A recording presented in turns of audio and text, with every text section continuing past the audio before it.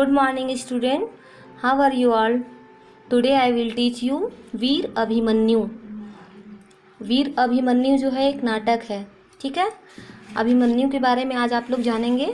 अभिमन्यु कौन थे? अभिमन्यु अर्जुन पुत्र थे। उनकी माता का नाम सुभद्रा था।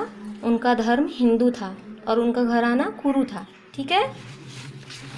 जैसा कि आप लोग पिक्चर में देख रहे हैं कि ये अभिमन्यु हैं और ये युधिष्ठिर हैं। युधिष्ठिर महाराज जो हैं ये चिंतामग्न बैठे हुए हैं क्योंकि कौरवों ने चक्रव्यूह की रचना की है। देखिए, ये पहले के ज़माने का चक्रव्यूह है। ये इस तरह का चक्रव्यूह रचना पहले होता था। देखिए, इस तरह से सैनिक पूरा व्यू बनाकर व्यू में खड़े रहते थे और इस तरह से योद्धा को युद्ध करते हुए जाना होता था और निकलना भी होता था। ये है चक्रव्यूह। महाभारत का चक्रव्यूह ऐसा ही रचा गया था कौरवों के द्वारा। चक्रव्यूह को भेदना बस इनके पिता अर्जुन को ही आता था और अर्जुन जो है वो युद्ध करते करते बहुत दूर चले गए हैं, जिसके कारण ये बहुत चिंतित बैठे हैं। युधिष्ठिर भी अर्जुन के भाई हैं, बड़े भाई हैं ये। तो ये अभिमन्यु हैं, कहते हैं कि महाराज मुझे भी चक्रव्यूह भेदना आता है। तो युधिष्ठिर पूछते हैं कि कैसे आता है, आश्चर्य करते हैं कि वत्स तुम्हें कैसे आता है। तो ये बताते हैं अभिमन्यु कि महाराज जब मैं अपने माँ के गर्भ में था तो पिताश्री ने माताश्री को व्यूह का वेदन बताया था, चक्रव्यूह वेदने की कला समझाई थी। यह कला मैंने माताजी के गर्भ में बड़ी ही सावधानी से सुनी थी। फिर किंतु अंतिम द्वार को तोड़ने की कला सुनते समय माताजी को नींद आ गई थी, अतः मैं अंतिम द्वार को छोड़कर चक्रव्यूह के सभी द्वार को तोड़ना बहुत अच्छी तरह से जानता हूँ, ऐसा अभिमन्यु ने युधिष्ठिर को बताया। और इस युद्ध के लिए वो आज्ञा मांगते हैं कि मैं एक क्षत्रिय पुत्र हूँ, मुझे इस शिविर में चुपचाप बैठना शोभा नहीं देता है।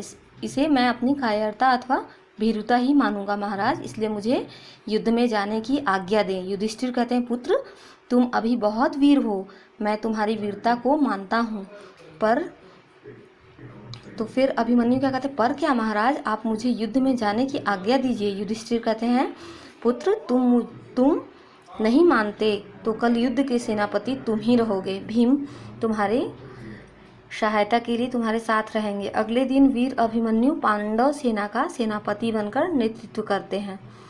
कौरव सेना की तरफ से जयद्रथ अभिमन्यु को ललकारता है। जयद्रथ क्या कहता है, देखो ये जयद्रथ क्या कहता है कि अरे बालक, क्या पांडव कौरव सेना से इतने भयभीत हो गए हैं कि उन्होंने मृत्यु के डर से तुम्हें काल के मुंह में ढकेल दिया है? क्योंकि चक्रव्यूह बहुत ही जटिल होता था, इतना कठिन होता था कि उसके अंदर युद्ध, आपको मैंने पिक्चर में दिखाया कि देखा ना आपने कि कैसे चक्रव्यूह की रचना होती थी पिछले ज़माने में, तो इसलिए उसमें एक ही योद्धा होता था और देखो उसमें 1000 सैनिक होते थे। इसलिए जयद्रथ ने कहा कि पांडव इतने कमज़ोर हो गए हैं कि वो तुम जैसे बालक को इस काल के मुंह में ढकेल दिए हैं। फिर अभिमन्यु क्या कहते हैं, मृत्यु मेरी नहीं आई है बल्कि तुम्हारी आई है, बात मत करो। अभिमन्यु के वारों का सामना करो। अभिमन्यु कहते हैं, अभिमन्यु जो है चक्रव्यूह के प्रथम द्वार को तोड़कर चक्रव्यूह में प्रवेश कर जाते हैं और धीरे धीरे चक्रव्यूह के अन्य द्वारों को भी नष्ट करता हुआ आगे बढ़ जाता है। इससे दुर्योधन क्या है, अपना धैर्य खो बैठता है। दुर्योधन यह तो चक्रव्यूह के अंतिम द्वार की ओर बढ़ रहा है। दुर्योधन बोलता है कि यह तो बड़ा वीर बालक है, यह चक्रव्यूह के अंतिम द्वार तक पहुंच गया है, पहुंचने ही वाला है। तुम सब मिलकर इसका सामना करो और इसका वध कर डालो।